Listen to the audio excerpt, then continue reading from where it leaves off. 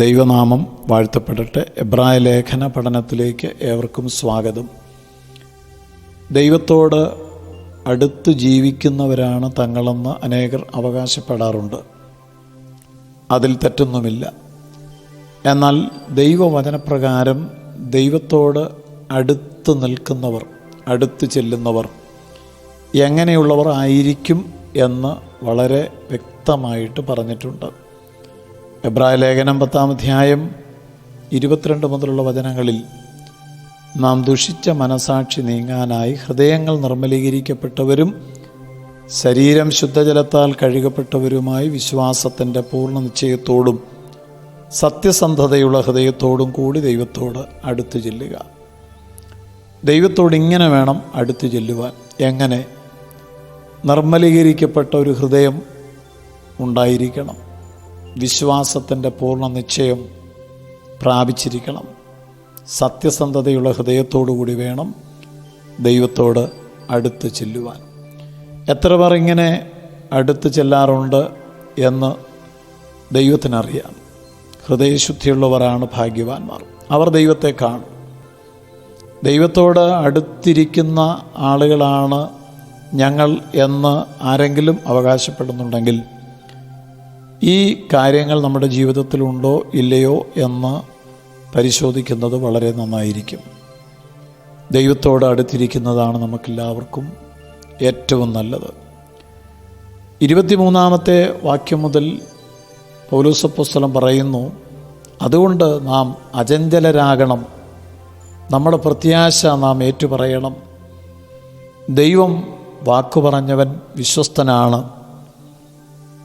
സ്നേഹിക്കുവാനും സൽപ്രവൃത്തികൾ ചെയ്യുവാനും പരസ്പരം പ്രേരിപ്പിക്കുന്നതിന് നമുക്ക് ഉത്സാഹിക്കാം. 25-ാമത്തെ വചനത്തിൽ ഇങ്ങനെ പറയുന്നു, സഭായോഗങ്ങളെ ഉപേക്ഷിക്കുന്നത് ചിലർ ശീലമാക്കിയിട്ടുണ്ട്. നാം അങ്ങനെ ചെയ്യാതെ കർത്താവിൻ്റെ പുനരാഗമന ദിവസം അടുത്തു വരുന്നുവെന്ന് കാണും തോറും നമുക്കധികമായി പരസ്പരം പ്രോത്സാഹിപ്പിക്കാം. വിശ്വാസ ജീവിതത്തിൻ്റെ വളർച്ചയ്ക്ക് അതിപ്രധാനപ്പെട്ട ഒരു ഘടകമാണ് കൂട്ടായ്മ എന്നുള്ളത്. ആദിമ നൂറ്റാണ്ടുകളിൽ വീടുകളിൽ ക്രിസ്തീയ കൂട്ടായ്മകൾ ഉണ്ടായിരുന്നു. ഭവനത്തിൽ സഭകൾ ഉണ്ടായിരുന്നു. ക്രിസ്തീയ തീഷ്ണത, ക്രിസ്തുവിലുള്ള വിശ്വാസം, അതിനൊരു മടുപ്പ് സംഭവിച്ചപ്പോൾ, തീഷ്ണത കുറഞ്ഞപ്പോൾ ചില ആളുകൾ ഈ കൂട്ടായ്മകളിൽ നിന്നും പിന്മാറിത്തുടങ്ങി. യഹൂദ മതമാണ് ക്രിസ്തീയ മാർഗത്തേക്കാൾ ശ്രേഷ്ഠമെന്നുള്ള ചിന്തയിൽ ചിലർ സ്വാധീനിക്കപ്പെട്ടു. അങ്ങനെ കൂട്ടായ്മയിൽ നിന്ന്, സഭായോഗങ്ങളിൽ നിന്ന് ചിലർ പിന്മാറി നടക്കുന്നത് ദൈവത്തിൻ്റെ പരിശുദ്ധാത്മാവ് കണ്ടു. എന്തുകൊണ്ടായിരിക്കാം ആളുകൾ കൂട്ടായ്മയിൽ നിന്ന് അകലുന്നത്? മറ്റുള്ളവർ എന്തു വിചാരിക്കും? ഞാനൊരു ക്രിസ്തു ശിഷ്യനാണ്, ക്രിസ്തുവിനെ അനുഗമിക്കുന്ന വ്യക്തിയാണ് എന്ന് മറ്റുള്ളവർ അറിഞ്ഞാൽ അവരെന്നെക്കുറിച്ച് എന്തു വിചാരിക്കും? അവർ എന്നെ വിമർശിക്കുകയില്ലേ? സമൂഹത്തിലുള്ള എൻ്റെ മാന്യതയ്ക്ക് കോട്ടം തട്ടുകയില്ലേ എന്നുള്ള ഭയനിമിത്തം കൂട്ടായ്മകളിൽ സംബന്ധിക്കാതെ രഹസ്യ ശിഷ്യന്മാരായി അനേകർ ജീവിക്കുന്നു. തൻ്റെ നിലവാരത്തേക്കാൾ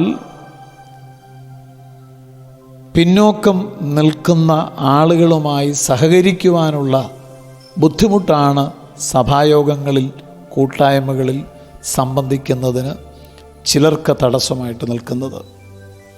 ആരാധനയുടെ രീതികളും സന്ദേശങ്ങളും ചിലരുടെ ബുദ്ധിക്ക് പിടിക്കാത്തതുകൊണ്ട് ആത്മീക പൊങ്ങച്ചം കാണിക്കുവാനുള്ള അവസരങ്ങൾ യഥാർത്ഥ കൂട്ടായ്മകളിൽ ലഭ്യമാകാത്തതുകൊണ്ട് സഭായോഗങ്ങളിൽ സംബന്ധിക്കുന്നതിൽ ചിലർ വിമുഖത കാണിക്കാറുണ്ട്. മാത്രമല്ല, ചില ആളുകളാണെങ്കിൽ ഭൗതിക ജോലിയിൽ വ്യാപൃതരാകുകയും അതുനിമിത്തം ദൈവാരാധനയോടും കൂട്ടായ്മയോടും ശുഷ്കാന്തി കാണിക്കാൻ കഴിയാതെ സഭായോഗങ്ങൾ ഉപേക്ഷിക്കുന്നത് ശീലമാക്കിയിരുന്നു.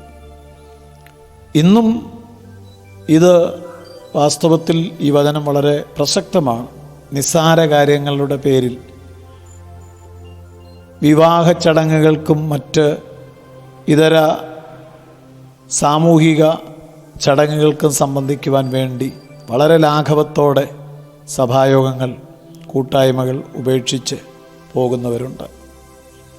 എന്നാൽ ദൈവത്തിൻ്റെ വചനം നമ്മെ ഇവിടെ ഓർപ്പിക്കുന്നു, നാം അത് ചെയ്യേണ്ടതിൻ്റെ ആവശ്യകത എന്താണ്, കൂട്ടായ്മകളിൽ നാം സംബന്ധിക്കുന്നത് കൊണ്ടുള്ള പ്രയോജനം എന്താണ്. നാം സ്നേഹിക്കുവാനും സൽപ്രവൃത്തികൾ ചെയ്യുവാനും പരസ്പരം പ്രേരിപ്പിക്കുന്നതിനു വേണ്ടി ദൈവം വെച്ചിരിക്കുന്ന ഒരിടമാണ് നമ്മുടെ സഭായോഗങ്ങൾ. സഭായോഗങ്ങളിൽ നാം സംബന്ധിക്കുന്നത് കൊണ്ട് പരസ്പരം സ്നേഹിക്കുവാനും സൽപ്രവൃത്തികൾ ചെയ്യുവാനും ഉള്ള പ്രചോദനം നമുക്ക് ലഭിക്കുന്നു. അതുകൊണ്ട് കൂട്ടായ്മകൾ, സഭായോഗങ്ങൾ ഉപേക്ഷയായി വിചാരിക്കാതെ വളരെ ഉത്സാഹത്തോടെ അതിൽ സംബന്ധിച്ച് ദൈവത്തെ മഹത്വപ്പെടുത്തുവാൻ നമുക്ക് ഏവർക്കും ഇടയാകട്ടെ. കർത്താവായ ദൈവമേ, ഞങ്ങൾക്ക് ലഭിച്ച ദൈവവചനത്തിനായി സ്തോത്രം. ദൈവവചന സത്യങ്ങൾ കേട്ട് ഗ്രഹിച്ച് അനുസരിച്ച് അനുഗ്രഹിക്കപ്പെടുവാൻ ഏവർക്കും കൃപ നൽകണമേ. ക്രിസ്തുയേശുവിൻ നാമത്തിൽ തന്നെ. ആമേൻ.